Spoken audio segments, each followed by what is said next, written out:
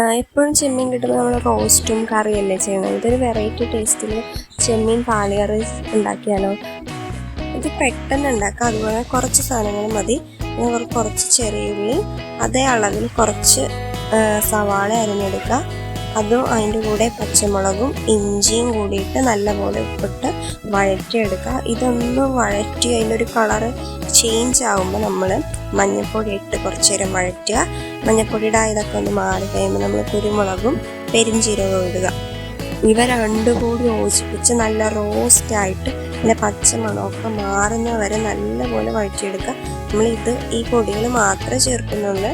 അപ്പോൾ ഇതെന്തായാലും നിങ്ങൾ ട്രൈ ചെയ്ത് നോക്കണം. ഒരു വെറൈറ്റി ടേസ്റ്റാണ്. തക്കാളി ചെറുതായിട്ട് വാടിയ ശേഷം നമ്മൾ ചെമ്മീൻ ഇട്ട് കൊടുക്കും.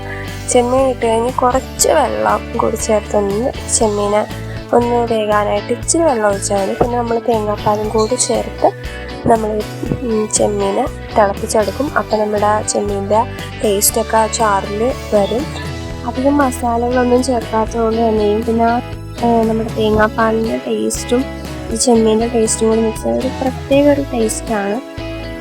ഇത് അപ്പത്തിൻ്റെ കൂടെയും ഇടിയപ്പത്തിൻ്റെ കൂടെയൊക്കെ നല്ല ടേസ്റ്റാണ്. അപ്പോൾ എന്തായാലും ഇതിന് ട്രൈ ചെയ്ത് നോക്കണം.